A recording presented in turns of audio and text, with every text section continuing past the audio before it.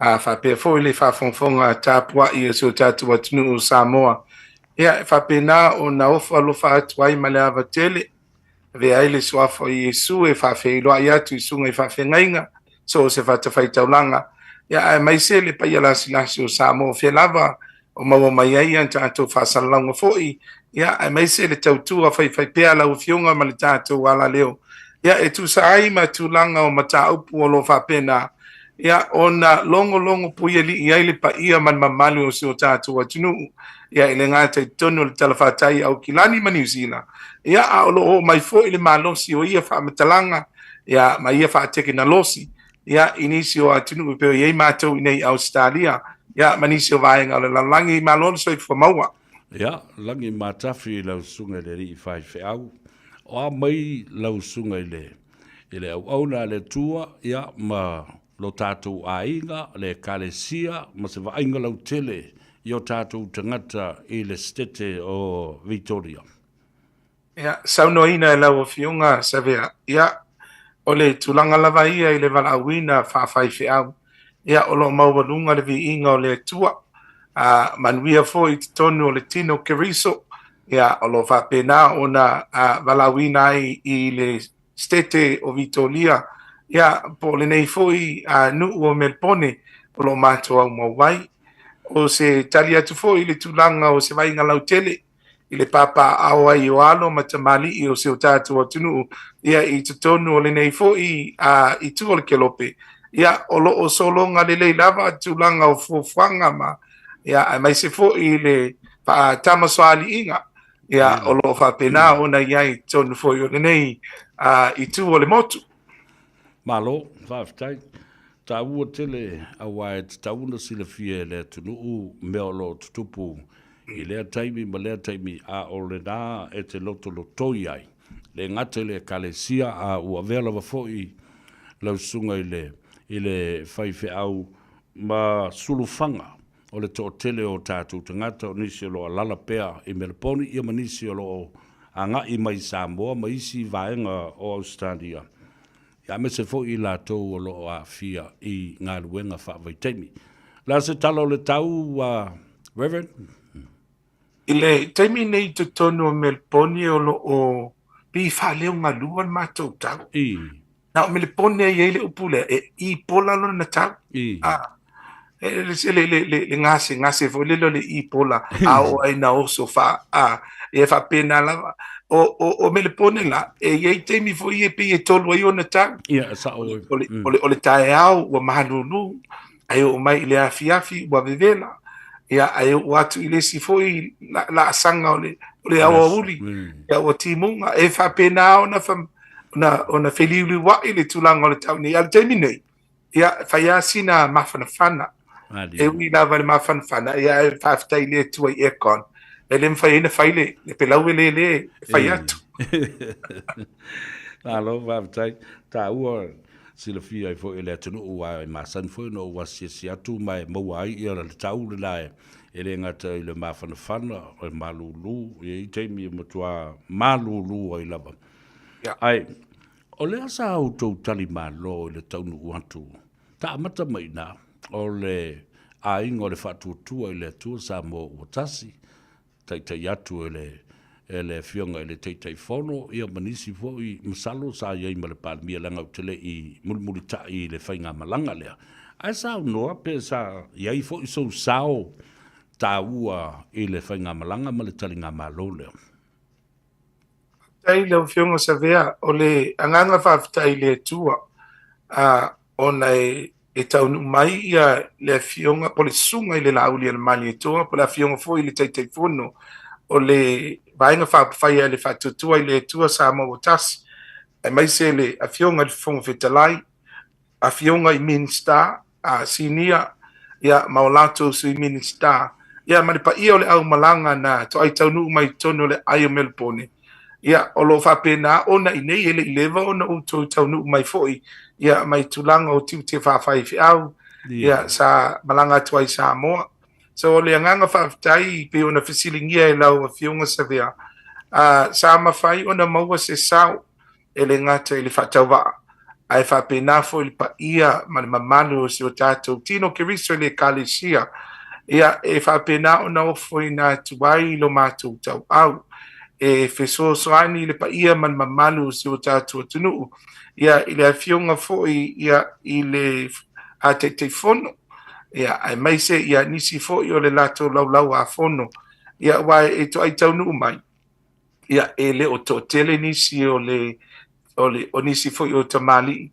ia e le o lo lato fatino ina ia le fo i tutino le ngā luenga fa a community ia i te tono o le tatou sau whainga le community sa moa i nei ia ona wala au mai leo le fionga i le te fono ia te au foi ia ma utalo ina ile pa ia o le tatou tino ke riso ia ma fai e ona mātou fisosoani pela o tulanga nei sa whapena ona mau le fisosoani ia mātou te awai i polo kalame sa whatino ina pe o le latou kalapol le sa fai e po le astona ina mātou a whatu mulia pa ia man mamano le atunu le mawalunga foi o le vi inga o le tua ia i le loto ngā tastasi ia o te mali i foi sa awai ai mai se sunga i whawhiangainga ia ma pa ia o e kalisia te tas ia o le tupe foi le mau fai le polea sa o awai atu iai ona o le polea sfaile sa le mo se avano sa whanoi ona sa tala loa ia se tasi ia o fale o lo whaungaina i le kalisia le nā fiafi ai o le tu na whaangaitia le loto ona sa toi fai e foi i ia le tulanga masani o se o tātou tunu o lātou vale alofa e le ngata i le sunga i le lauli le mali e toa ia le afionga i le a fonga vetalai ia le paia ma le mamanu ia o afionga i Minstar masui Minstar ia e sa tau fau fui lele na afionga sa vea o meleponi o te leiloa se tete o te loa na te mau mai ni wham talanga ina o le matua alo lofa o tangata e se le lima fuwai o tangata ia pela o ina pi ta mai tau inai le tau fao le vale alofa ia la isiva ia e ala i tulanga masani o se o tātou o tunu ia e whailoa atuai lo lātou lango fo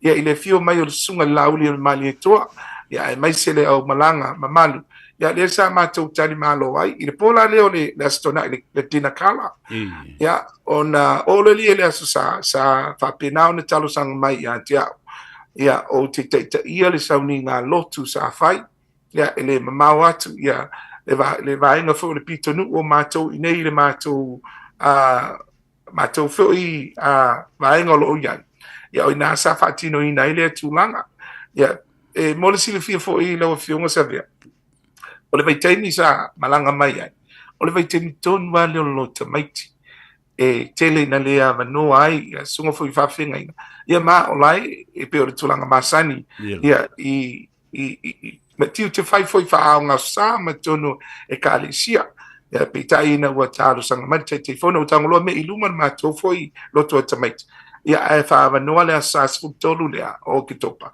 ia e mātou te whsosoani nā fusa mātou maasa vea na whaalongolongo atu ia i tonu fo i o upu whaia so tātou atunu ia o ai ea le nei whai whiau whātau waa man pa ia o le e ka lesia wa mana ia mai ai ia ele sunga le mali toa ai mai se fo i pa ia o le au malanga ia ai mai se le whautanga fo ia le sunga le fonga le teitai o le fono ia malato fo i komiti ia wala fo mai ia i mato ia o le talasa o lava savia ele se me fai ngofi ele fai ngofi ai na fai ngofi ona o le tua malana upu o lo ola i finga ngalo maloto o le tino ke riso i nei ia wala lea ia le fofonga tau mafa Itali e tu ai le pa ia man mamalu na ia tātou malo ia ai asunga i whawhengainga ia ma le pa ia o sa moa la silasi wa pēnu tō sila mai e whai as tō telefo i o le lotu i lea so sa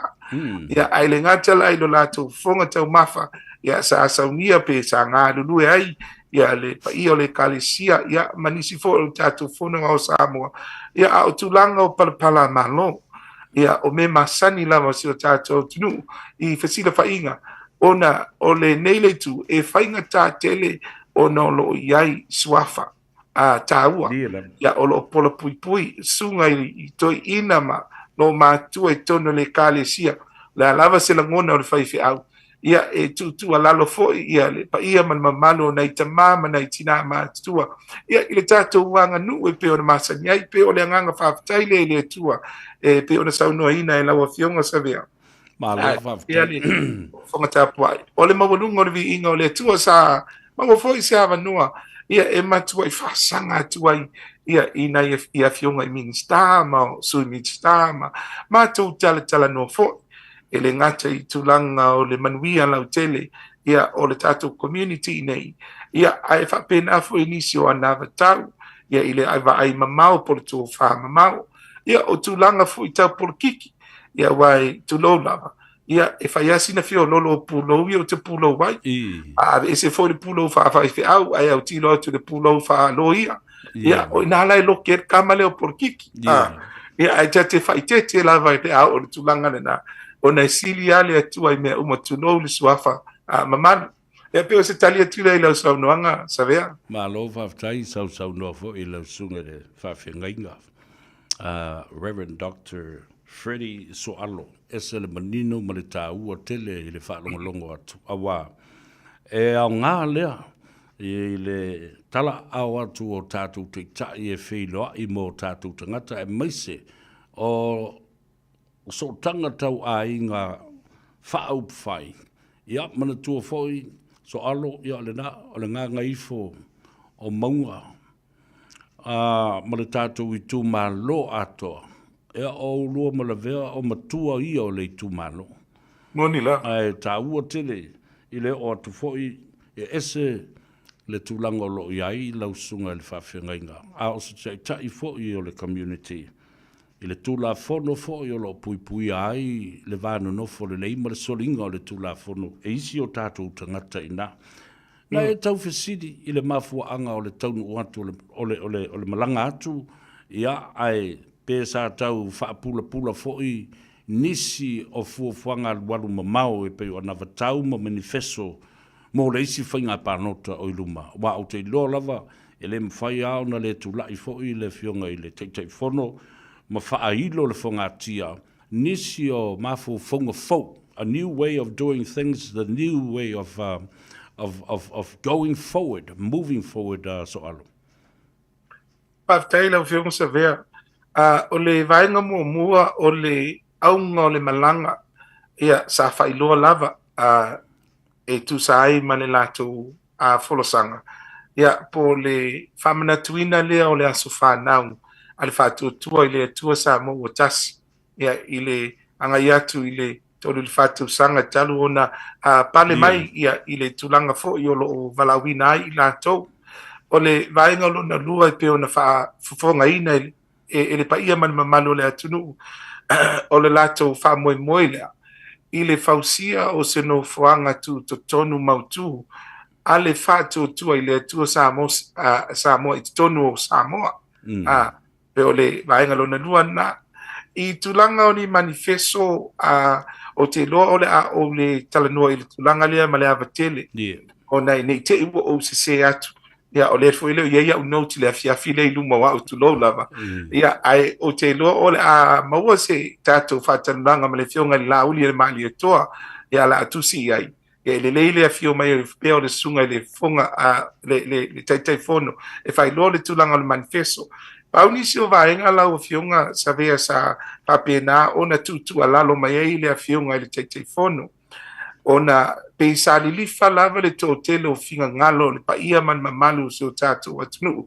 Ta māma nei tina I mata upu o ngaonga nei mo mua o tulanga o whanua.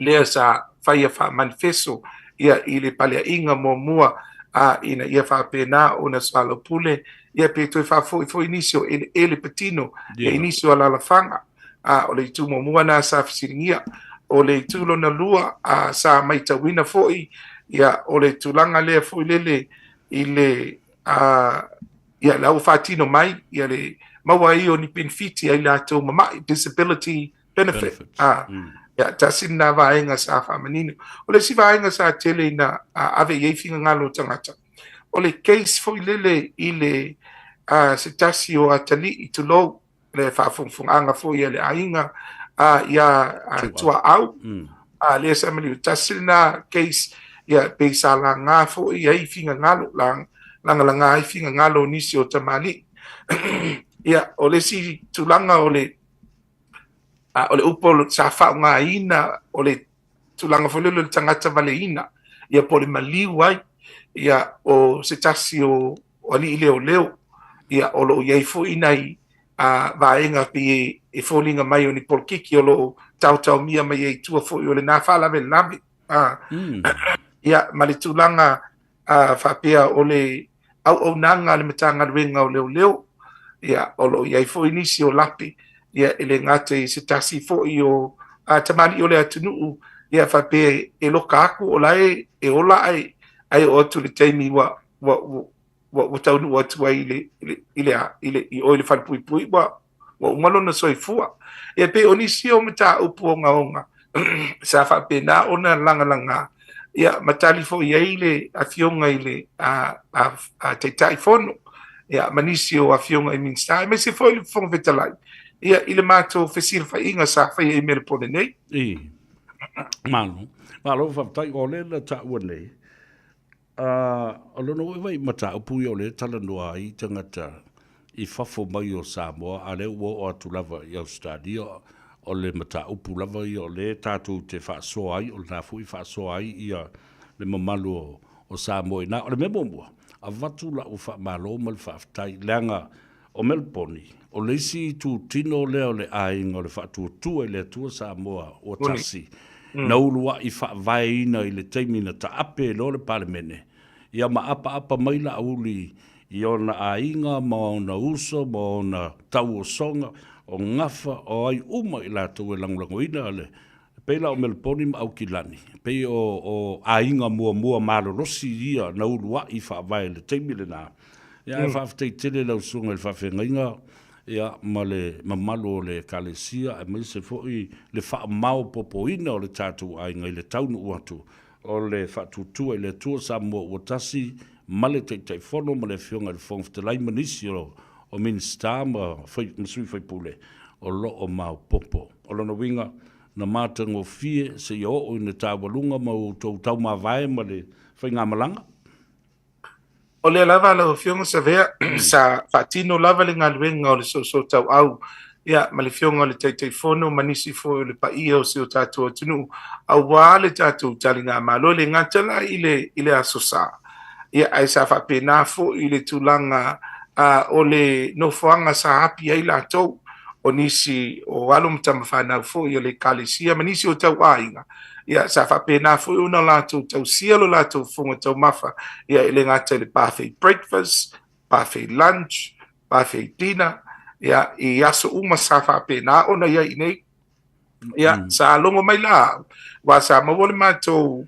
avanua mātou te asiasi ai ia I le palemene a Victoria I nei ia stasi foi nao o asisinga mata ina ia sa whapena ona iei sui mamalu o le fono ale whaia ale malo o Victoria ia sa whelua I foi nisi foi whai pule ia mesele le pāle mia Victoria po le meia ia o mata ina foi le whelo inga ia ona mata o siasi e lola ia le mata anga po le museum ia o lo iei foi nisi o Messina Samoa ia ona mata o tamalunga mai lole I la tuapatanga o te taunu atu la ia ai te ua musu mai ia se tasi foi o atali I po afafine whaleanganga e whapea sa ia ile whamavaenga sa okenaisinga se tasi foi o tutino ia peita ia ne wole taunu I le asolua la lea I le fiafio le asolua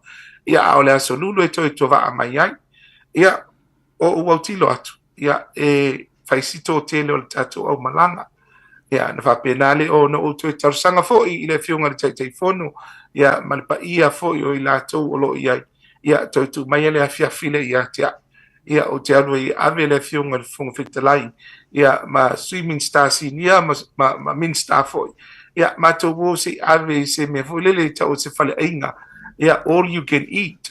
See, ese mai fo'i from a private lifestyle that they're used to into a more associated with the public.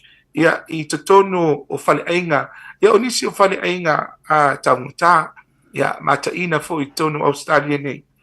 Sa whapenanga, ona o te tongina, le whaleainga lea, ma soani ai, whai iso lato me tau mafa. Ai utanga tunga lau atu, o lo lava le, lo sua lava le tānoa. Nte whai foi mo lato lafo. E pei o se tulanga fo lele mo le vi inga o le atua. O lo lava loto i le atua. E pei fefe tangata Italia, ni tupe mai a mātou whai whi au. Tu lo te le tautala le pa ia o le alala mai o le au whai ngā renga, o lo ua whai whi au. Whai e whai mai le upua le atua, e manuia le foai. E fia manuia foi lan whai whi au. Tulanga ia, e le ona o se fia mata mua po o se fia tele. Ai o le wha mawanunga ina o le vi inga o le atua, o fia ea. Fia whai i tātou mea, o lea ua su mai me tala mai, pa ia o si o tātou mālo.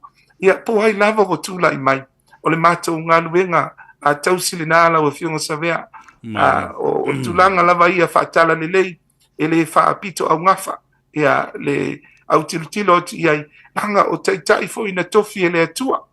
Iai fo i le tulanga, o le tātou ngā luenga whai whaatasi lea. Malo whaftai tāwua tele, ua e papai le tulanga lea, ele ngata i le tulanga whale nganga. Ua e papai fo i le tulanga whale tino le tausinga. Ai, o tū ia maanga, e uina oe le whaiwheau, o loutua so alo whātua whe. O le to le tumalo, ma o ia fo i sa avea masiri anga matu ua o le tātou nuu, molo tele o tausanga. O le i whaamana vaina le tua ana ngā luenga. Lala lea, e watu ai la ufa aftai tele so alo, i le nā fo i nganga le lei, ia ai wa alua ma le ngā luenga le tua.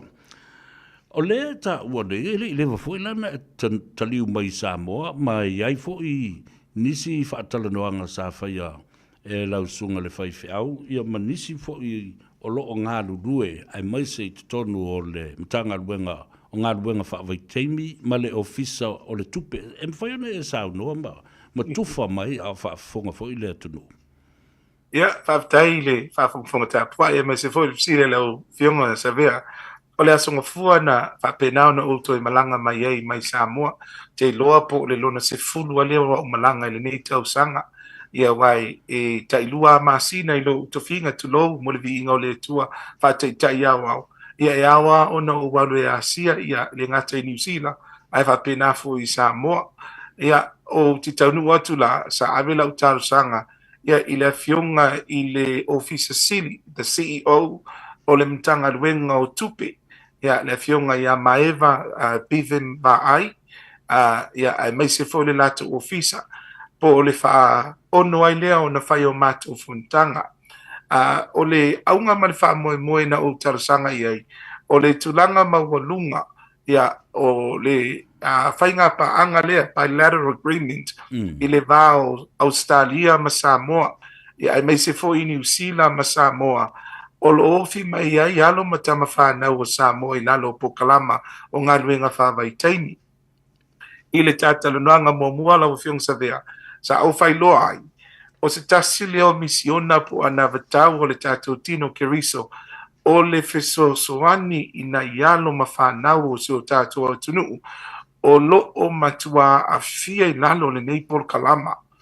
Ia, toi au mai ia le tali atu i tonu o le whatala noanga. Sa maua le ava noa, ma tali a fo i le ava noa i le fionga ia i le ofisili, vatu aile, e fo i le ava noa e whaafitai tele atu ai lawa fionga maeva, ia ai mai se fo ia au sui ACEO, ia sa whapenao na whaava noa ina lo tu teimi, a wale tātou whatala noanga. O le tulanga mua sa fia tu alalo ai, o lo upopo lenga, o se finga ngalo fe lea, i le totelo le pa ia ma le mamalu o se o tātou atunu, ia pe foi ona isi le fia, le foi na mali liu nisi o whanau, i le vaiaso na te anei, i lunga lava o pokalame o ngā ruenga whawai teimi, o le vaenga pito sili lea ona whanono ai. Ona ele o iai sa tatala noaina le tāpor kalami mua. Ai o lea fo i tupu mai e tupu pea o tele lopo afia e umai le tūlanga. Ona o le tu moni lava. Ele o iai se ta iala. It is my opinion that there is no strategic plan. There is no ele o iai se ta iala fo ilele. E au tilo iai la tō mo le puipuia o alama whanau for the health and safety of our sons and daughters who are coming under the program. There must be another way that we can look strategically to protect their lives. Yeah, itasi ale soifua savea. Yeah, ai sina foi. Ele na o le tangata o lo wa fielo no soifua a fia foi. Na ngono nei matua o le tapua inga a inga o nu ya ai mesia si o tato tunu. Pe ole aunga mo mua lava lea ole vala mo mua lea. Sa tau na wai lava ya ava no nei. Ya pe ono vai tu por fa ono ai lea ona fai o mato fontanga. E ma losi kele le porokiki sa mo savea. Ole faia mai le tu ya ona o te manu fo ina ngona. Ya ai ole o walu lava wi lungo la unga venga fa misiona. Ma lo fa tu alalo le fia nga le fatasi. Ole tulanga fo ilele. Olo yai agents. Ya olo lato o mai nisi o ne yalo mo fa na. Ya olo yai fo ile nga luenga fita ya ale tatu mtanga luenga ya olo fa pena ona o mai fo ni yalo mfana e uma mai lo Samoa ngata ina ole o mai titono Australia ya pe to tala no la via Australia ala via tangata e tausu e solo se so swani a ngasi le tangata e tausu e se so swani a maliu le tangata e tausa ili se so swani angale angaina ya ma foilele tituli ese ina mai titono fato anga nisi o aluma whanau e tausu ese meo ia. There must be another way la wa fiongo savea. Lala ona o tautala ona ua ova malelua se fulu aluma whanau le atunu sulu fai mai titono tato i kale sia whaftai ile pato whala inga ya maleanga le leo le kale sia i ta mamatina ya e o mai onisi o mai wa overstay ya wale lopo le ale tulang a faya tu imai ma we pen o mai ele expire la to visa ole fa fita ole mo le ya ile o fionga savea ole nia inisio fa fainga luenga fa mai wa va ayatu ele le fainga luenga na yalo mfana so the overexploitation of our sons and daughters due to their capacity to work diligently. Yeah, pela le tulanga na watango felo ko si lunga la ko target. Yeah, ai ngalo ya la to lo le fa anga si o tato tunu me se la fiong savia. Ele i masingi. Yeah, they're all manual handwork. If I pay for na tato walo lofa tato ya tato fana. If I pay for na tato walo lofa ina nei fo yalo mo fana wala tunu. Le la o tala lo tulanga fa 5 ang. O tia lava le loto le vai atu iai. Ele tax, ele lua, o tele tulanga o vaenga nei, o le vesili, fea ta iala. O fea o iei whainga fea ngainga. Tasi nei o vaenga, ia sa tu walalo ai, ia male aunga male wha moi is to add values. Ia avatu se isi, malusi anga faupo, se si fisosoani. Mawhai ei ona soala pule, ia matau mo fai ina ia faia se fofo ia mo nei fa fita uli o lo tupu pea le si baenga lona lua la o fionga savea o le loa ina ia no mafana they are qualified e to mai tua ala to la fonga fa le tausanga tax return ia to telo la to ele lo fai computer to telo la to ele lo processes o le facility ai se ale me wale tu iai i se tulanga folele o se company o lo ia se anga va ia pe mai fo ia mato wa level mato anga va ia mato te lima i ele ngate tulanga tau la fonga ia tulanga ile va ainga to ilo ino la to visa ia o le tulanga o le au mainga i tua la to superannuation there's about 23 billion from memory le au whaingo me tau lost super I to tonu Australia, and most probably from memory, about 0.3 or 3% of that, it lies with the Pacific. It's down to the Pacifica. Yeah, and vai rola ia maina. Ia te loinga o se tasi a portion of Navainga. O lai ia ia loma whanau i o so tātua tunu. Nan o mai whenga ringa mantua o se from memory pe umalava o le vanu lima, o le iwa lima, na matene nei polkalama. To telo nisi wo atu, o le to e o mai. O le ina to supa. Tasi la lea ngā watau, te tau nā watu mō tātou. A wala o mawai, i atu langa o tamau a inga sēnei, e toi lafa o tu Samoa, a wale atina ina o tutonu a inga, i a onu ngā li, i a male nuu fo. E tele le lave o nisi o vāinga, i a olo whapena lava o na tau mawhai, e longo pui ali, i a ma fesoso ni ai ina yalo mawhanau, i a olo whapena o na suru whai mai tātou tino kiriso i nei man wha alalo sa vea.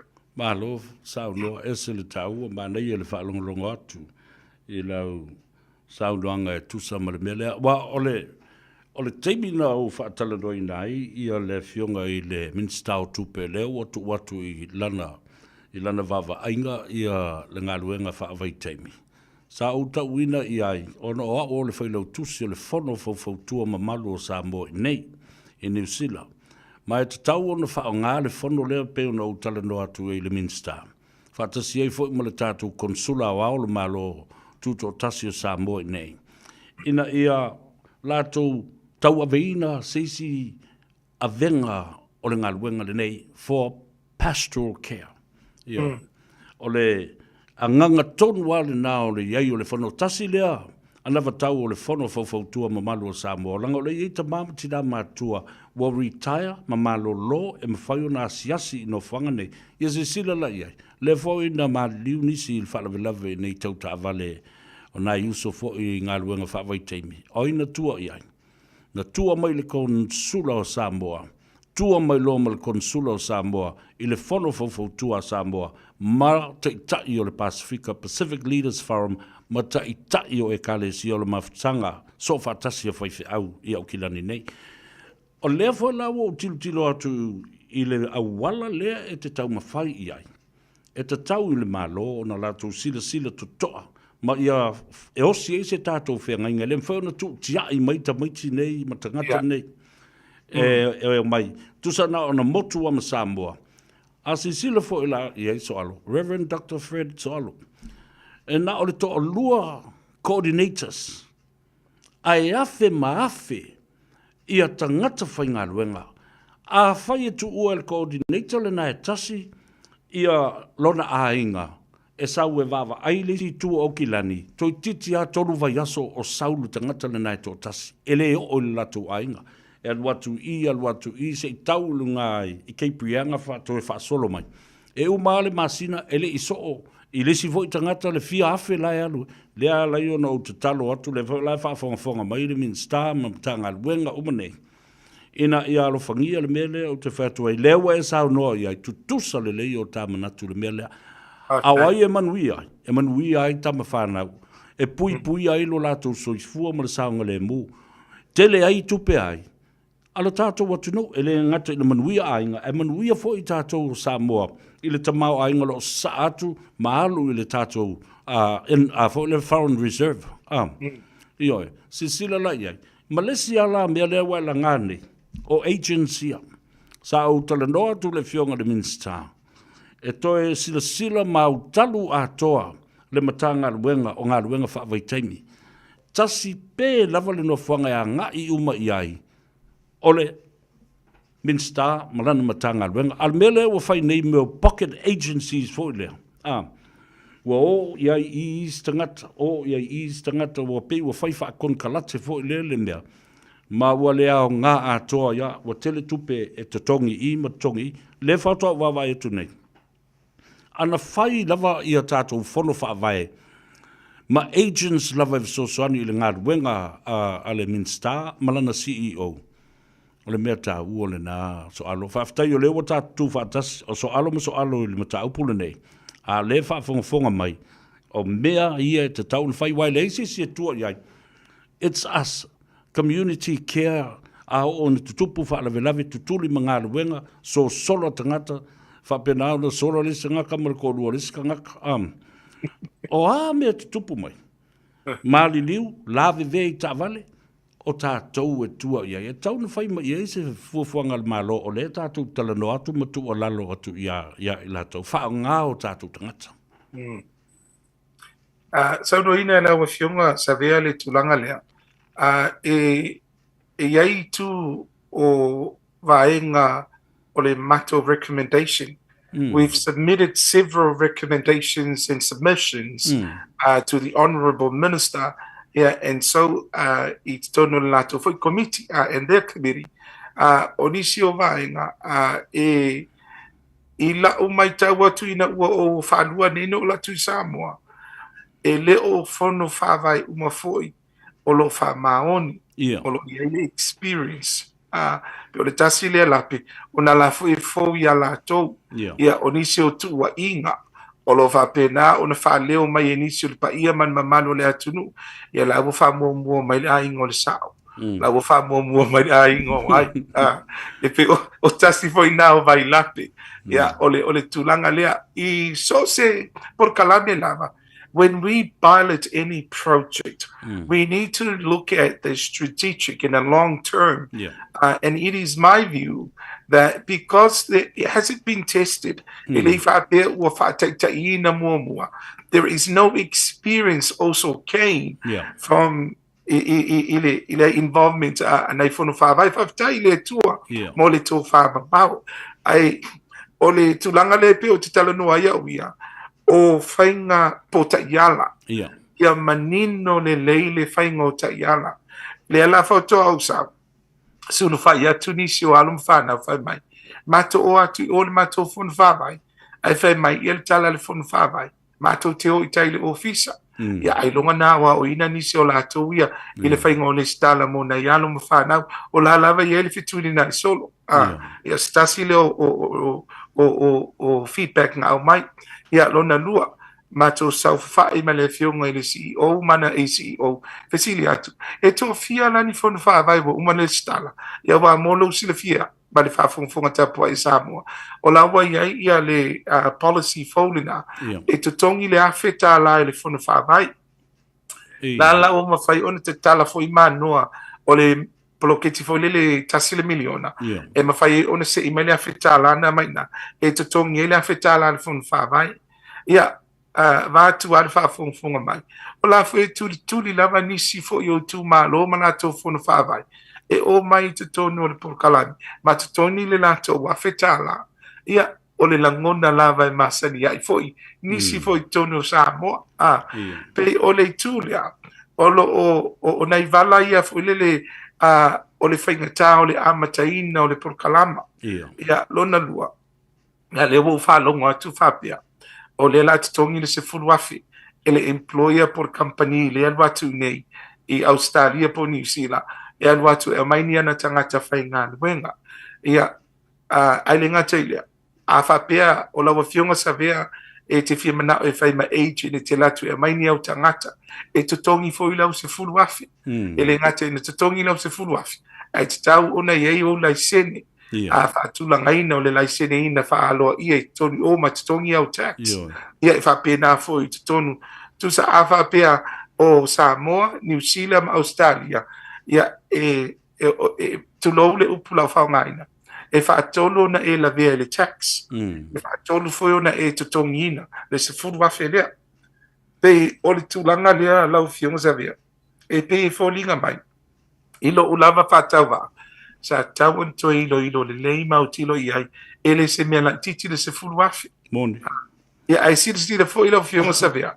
ia o ai la le atoi ave iai e agency ne ele se fulu afi le e koe charge fo iai lungo alo matama whana wale atunu awalo na winga o la tongi nei ia ta ilo iai le pe te wo oti iai ia wa feta la I tongi tamai titi to tasi se e su e mai lo na vanua I le agent le ia po se me o le ono se lau le fitu se lau e ma ia e se fo isi tu pe fa popo na tonu la wa ni Taiala o iai le se Taiala mai o te le lope iai la se mantua this is a whole new project ai sa o le tātale noanga. O lewo I te tonu, o mai ai I le whaataunu uino le porkalame le nei. There has to be a monitoring system. E toi asiasi I ai muri ane, ma wha mauni ni wha maunga. So not only a strategic plan, secondly, there has to be an implement Yai monitoring system for the outcomes muliane. On a failure masalo on le faule po bloketi. A tolu e o tu se stausanga. Ua yai ni ta yala le lei. E mawhai yai ona toe. A wa se bloketi le lei so alo. La ve fau e sa no sa vea ai fa pe fo fa fo ta pa ia le tunu. A fai sa ola tau matemate le valu lima. Ta si iva valu lima na amata e po le ida o le valu lima po le iva lima na amata mai ai ia le nei por kalama. E malava le iva lima. Wa leva tele o nei ai. Ai o le maita watu ma le ava tele e le o avea i le fa mua ina ia fa pena ona mai io ta yala ia a wale manu pui pui a wale ma fa na o so tato tunu a wale fa mama avenga mai o to wa fionga ia matato le nei a tupu fa la o su fa i mai ia o le nganga fa tai le tu o le o te fa longo o na wa ia se tulanga o so tanga o le fontanga ma le komiti fo o sunga I fa fiangainga ia ma le fionga I le ampasa por kovana ina na tu tenga le fatasi o mato ine ia o le nei lava tau fono atu o le nei lava tau sangatu te loa por todo nei o tau sangatu sia ia o fa o ia le fionga le minsta ma le tutino fo ia ai ona o le tulanga lava o le porkiki ia o te loa o lo fa fainga tai ai straightforward nei ia when we have the straightforward thinking, I think we can start from somewhere and make people accountable for their actions. Absolutely. And then we can see some light at the end of the tunnel. And that's my view. Ole, tala sa o le o tatala no ai o se tulanga ta o tele langa le fa longo mai ia minsta a me se lava o le nei por kalambe e tele I la to ta muri ai. A o lea ua ta talandoa e se mata upu silio na ta ua. Na au fautua I nai le fionga le minsta.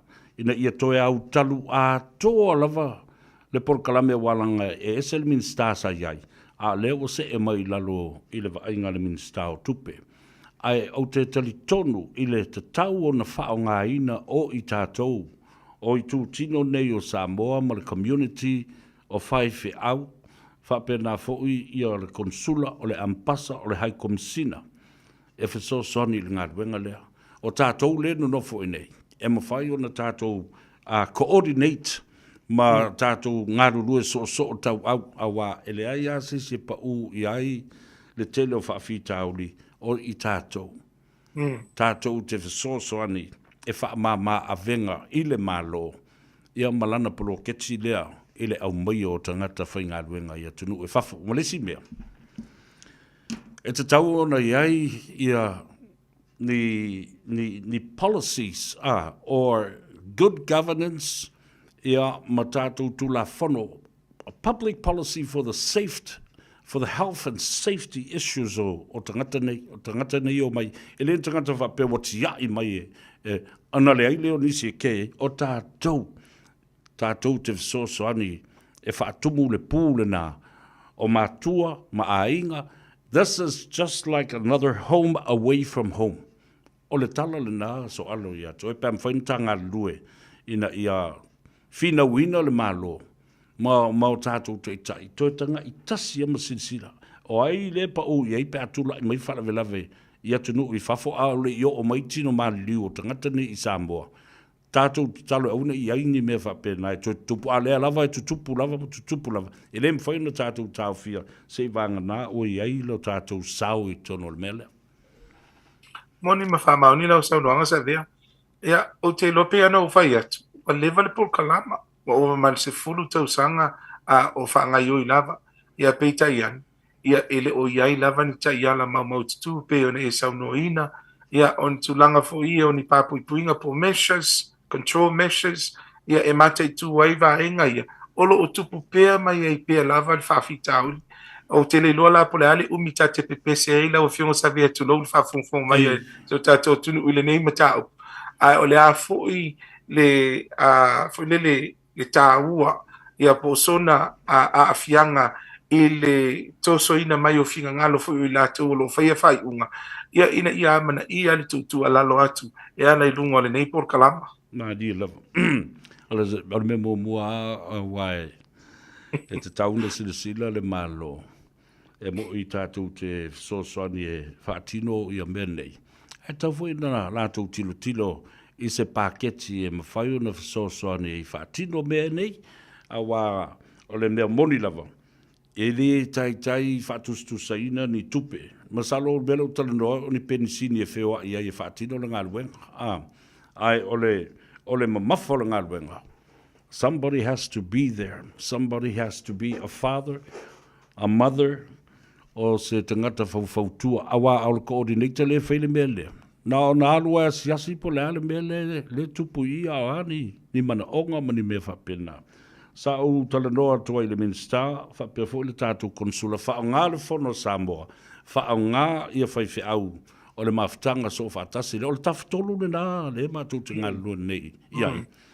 Le a lai o na tau whaingo fie le mātou ngā luenga, ai ele o a ngai i tua, i le mea lo o iai a tātou te ngata whainga luenga, se i vanga nā. Ia, o iai se authorization and official partnership o tātou, ma community, ma te whala pupatonga nei, e ma whai e o nā lo ia. E ala o wau tilo tu lava uia, ua fwilele o lai tātou tasi lava. Ia.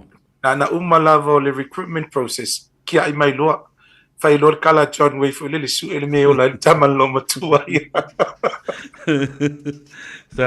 O ila, o le tete mo whai fono o tulu vaenga na saunoanga John Way. Ina ia ma whai ona, a whai tātou masu whai, pe ona ye taimil nei, ia pe vone e saunoa ene a tulanga o me tau pakeki. Ia, a umalanga pe tolu le whai tu la i le ono tu la le mamau, ia o se apitanga o lo whapena ona tangi mai eini si o alo mawhanau, fia mau se fiso soani. Ia, e tongi lava ia utupe, e le whapela o whaiatu o fia mana o se tupe. Le ai o longa, le whai lava lo via tiu te whawhai fia autu lo, ai, o le tulanga e le whaingo fie e whaatolo na utula utavale i le alu. Ia, pe, ia na, i le alu ananga ima mau tele a wala. Ia, o te lo le alu matu e sauna o le tolu le whaana utula utavale. Ia whaatinoina, achieve le se trip se taxi. Ia, ai le ngatele na, a o wadu le whaafonga mai le, pa ia fo le tato tino ke risole Yesu le matu le manu. Ia, o te tapa atu le kalesia, se alofa.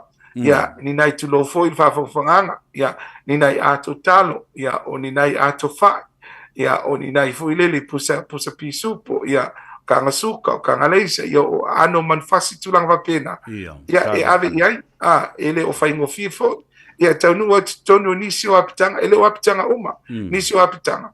Ia, matu taunu o sitasi o apitanga, vatu alfa fonga mai.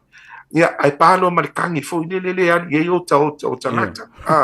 Ia, ele fai mo fi ia wo oi nei alu mafana ia wo mato wo mai lalo le situ ia ai mato tamo fai e vili le tangata sa we fai ia le tulang ai awa o ia ile ava pe ia ile potu moi a lu mo potu moi ele mutia a lalo mutia le ile kangele ia wo matua ia feo ia health and safety e tele ni si o vaenga na matua ia o va ai lava ia langa o tele o asisi o te alu inisi o vaenga nei e pe o lala lena olo o faatuputupula ia pe ale popole ia pole atu ngalunga lea ona wai o alo mawhanau e pele i matua e pele i ainga nei alo mawhanau mai o le mea foi la lea so alo au te fautua i na ile malo i le lato mele fai nei ua tu fau lava ia tangata ia e ona ia pisinisi ma kampani ia e o atu a lātou e whaile lātou selection. E le te tau o na whaia se mea whapena. O lau tala le na whaia tu le minsta. E le tau o na tu whaua pule o company nei. E o atu o e whai mai le lato recruitment there. The process starts with the government, stops with the government as well. Ioi, awa o le mea la le tu lai mai nei. O le exploitation la le walanga le ai la se follow up o le sau o se sui o le malo. E va ai la le company ma le business le, the housing project o le la nofo i o tātou tangata. O e maua mai soa. Yeah, moni saunoanga. La le na o le tu faulo le melea. It blows out of control na o le launga ma le fuenga o le tanga le agents la tau le melea. Ele kia na uma stamp atu guarantee sponsorship ale afo ale owner. They let them go. Nobody cares. Yeah, so no ina la sunga. Wa fu langa le fenga ina le el temine po le memorandum of understanding. Absolutely. E fa penalo na tusinga la yai. O tilo la yai le kopi o le memorandum of understanding le fa na mai yai ia le fainga pa anga lea i le va Australia ma Samoa. Ia e ngā le generalize fo le po lai tu si e le tūlanga lau tele. Ai o le mai o io ma le avatu lungo tūlanga pe o na tatala noina. E le o iai lai tonu i. E ma whaifo e Australia ma New Zealand. O na se isi la menti. Se taimia. So e sa o ilau sau nuanga. A whai o le wa amata mea tu lo le whafungwhanga mai e pa ia si o tātou malo. It starts with our government. It should finish with our government. Ele o mai a Samoa o mai whapea atu ia Australia. Ia whapea ma whapea ni whawhai mea tō vaenga ni. Au le whaatanga atu employers o atu o whatonu tātou wa pe tātou te le lo whaini mea. So, yeah, o tele tātale le asol nei. O le tā lolofa fo'i, o le o tā marmarama nei lai le system marmalo, yeah, and trying. The other thing that I'm looking at, they're trying to bypass the process. Ai turi loa ia le pi onga lea. O mai tangata o tutongi agency e le ai se malamalama o le mata ngā ruenga o ngā ruenga ma le mata ngā ruenga o tupe. A me se alo ofisa o tupe. I mea i e whai i ai. Masalo, this could be a project that both you and I can work on and follow through in a ia mawhai o na avea o se whalapu patonga e tua ma i aile malo i lea taimi ma lea taimi and all the time on matato tu sia fo ini li poti whale tausanga or every quarter of the year to submit those reports e anga I tonua I mea tātou te tilo iai whatever na whai ai le ai se monitoring system or even a feedback from those data and information Dr. Reverend. Yeah. My view is we have a lot of intelligence and experiences, sons and daughters of Samoa in both Australia and New Zealand. I just wish that those who are making decisions will allow us, to add values. Like I said, and I'm happy to share those submissions with you. When I arrived in Auckland in 2.5 weeks, I will be in Auckland. Na isisilale olo o matua vanea lava ilunga tulanga o ngaongo whawhitauli. Ia mawatu e mani recommendations ia I tulanga i ono fo ia ia peitai ani ia e whai asina mamafole ma vevela o porkiki o Samoa. We don't have the intention whapea we wanted to monopolize the program. We just wanted to start from somewhere to prove from evidence that we have already submitted that we can do it.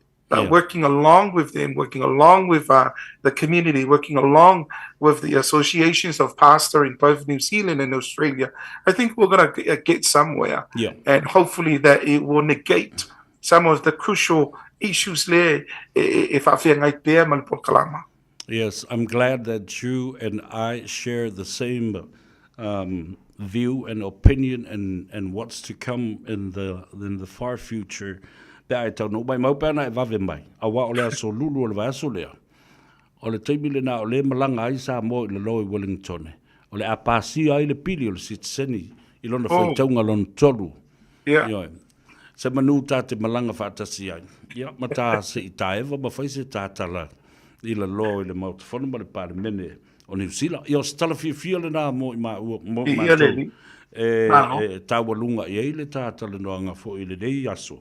Yeah. Ia, ma a vea le ma tā upu lewa tā tala noanga i ai. Ma se moi mitinga i le numanai. E mwhai i ona tā ngā lue whaatasi. E fina wina, ma tu inatu, ma watu se tu alalo le malo, o lai loe le malo, o le mea sa o le mele tātou te fina utuai.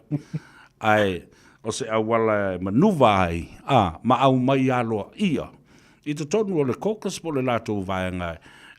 Awa o lea o ngā me ie a watu, ta pu e ai i o le sāwalinga fo. A tonu tasi lea ana watau. E tau na whaapopo i le lato manifesto, mo le a ngā i luma. Ile whainga pālonto le lua awhi lusi furuono. Ai, tau lunga maia e lau sunga i le whai whi au le tātala noanga le nei aso o maua lava le nganga whiwhia ma le nganga whaafitai ua tā tu whaai inisio ma tā upu e siri o na tā ua i le whaafonga maia le atanu. Ono o tātou tupulanga ma whanau o Samoa i e malanga mai e ngā lulue a ia malutia lo lātou soifua ma le saunga le mu. Se vea maulu wa vanua i se vainga muri lava i. Sa tere se taimi whaafitaile tuel taimi na maua ma le fiunga i le fung fitalai. Ia ma nisi o Minsta, ma sui Minsta wa la tau ia. Le te tonu le kapeneta. Sa matua sa saa i ai ma le ava ia le tulanga fo i o ngasi a mano i te tonu le nei por kalama. O le tulanga ia ta ilo po se por kiki po se mea moi. O le tulanga i la umai tau atu, e tele o nei vaenga, e le o sila fia ina e lātou. Lātou tali mai lea. Ma o le lātou saunuanga fo i sa whailoa mai atea. O le a o e to e langa i lunga le mata au pulea. Me sili le o lātou malamalama, i le fo mai sila. I le to o tele o alamu whanau le surfai mai. Na o sila i lātou, na o whamatala mai i lātou miti le to tele o lātou. Fai mai o lātou i o te tala no ina i tono le kāpeneta. No tau sangale i ai. Mana i fui pēr mai se tau whaka, fai unga whaka pingeka. Ia se i whapē nao na tātou lima whaatasi ati ai i. Ia wa o tau wa whionga nei a mai ele pule. Mātou o le whaile mātou ngā luenga i nei. Ai o lo pāpui puia fo i tai ala o le mātou ngā luenga. O nei whesiringia lava le pule lea. The authority e mawhai e ona mātou whaatino ina ma le sa loto ia tulanga o vaenga ia. Ia e o le vaenga o mua na malono lua. I le whaatala noanga ma le sunga i le pulasili. Sa au tau sanga iai. O le asa sila le tulanga lea. Ona o to tele alo mawhana o mai so sola. Le lai overstay a. O lo tau mawhaila. E whaise whiutanga ina ma le ofisa o le immigration. Ina ia au tilo po le asa si pathway. Se si au wala i mawhai ei, ona toi whafuisia. O le tali na au mai, whapia. La ala tau te inua. O nei o atu i po kalame e na taiva masina. Te tau ona toi fo i mai Samoa. Ai si sile fo i lau a fionga sa vea whapia le whangfunga tapua. E le tau fia le ia te tau sao loto o zanga te sao wa i nei. E mo i la vovo umana whai e iwa masina toi fo i atu. Nan saua vai le au le leo New Zealand ma Australia. Ia e whai lava lana whai unga. O le tūle o te nili whai ai. O le a le second option. Sa te taua o na ye 60 second option. E au tilo e, if this is going to happen, what can we do? Ia, le lau pa pe utoi, la fo mai fo le ununu la au ia tātou. Ia tātou te moi miti ia i le tūlanga ma au tilo atu. Ia ai, te lole wa lama whai u le tāpor kalame la o fionga sa vea. Avea ili ne ava noe wha whetaitele atu le tāpua inga. Ia, ale tātou tino Kariso le Kalisia, le Yesu le mātou le manu i Melpolnei, New Zealand ma Australia. Ia, i le sua tau sunga i whawhengainga mawhaletua. Ia, mai se fo i li pa ia las lasi o le tino Kariso i tūlanga tofi SS, mai se fo sunga i whawhengainga so se whatawhai tau langa. Ia, ma o tau fo i tūlanga tofi, ma lo le tāpua. Ia, ma lo le te talo. Ia awa Samoa ma ana po kalame mana tama whanau. Ia e mori foi le whaafitai le wa fionga sa vea. E whapea le tato o unanga le tio Samoa. Ia ona o le nei o unanga mātango fie. a pe na longo pui ali ina ai le pa ia man mamalo si o tato tunu ia I mata upu nga po mta ua e te tawa no fosila fia ai na tu we ala le au nanga a fa salananga ia o le tulanga mawalunga ia talo si ai le lofo le li tai atu lo soifua ma lo tu soifua ma stato wola ila spa ia o le atua tai au manavine lana upu ia toi fausiaina fo inisi langona fo manisi anga fo ia ala le feta la mai o le upu le atua ia malo faftai sa no fa lo pa ul sungai ia te ole sunga le fafenga ia o le ta upu fo le na o le launga ale na so alo le launga fo le so alo o fe o ia o le sibul mule o fe o ia le ta uso a fatto ia o le tamala kapi nga ka ola wa ova male lima tausanga anga ia te fitu tausanga o faia onga ile onga fa fi au so he's one of the tutors in the Bible College I Ngai Sini ai ile tausanga nei le matanga tausanga nei sa si mai ai la loi nei ya tia o mali pa ia fo le kalisia ya fa pena o mato felua ia fa pia na saula na fa unga ia o fa walo ia ila o e ma fa fi au tau sinu ma dia la o tau sinu I lungai I sini ia ile pitonu o Liverpool ia la wa ia isi o tau sonna talo fai le a mo le ava no ma so alo tu tala ma se la to fo ia inga alofa tele atu ia manuia la unga luenga manuia le la unga ta te felo I pe I beli ma le telefoni ia mo le terminei fa afti te lava alofa tele atu fa so fo ia manuia sa pati tai au Vai fo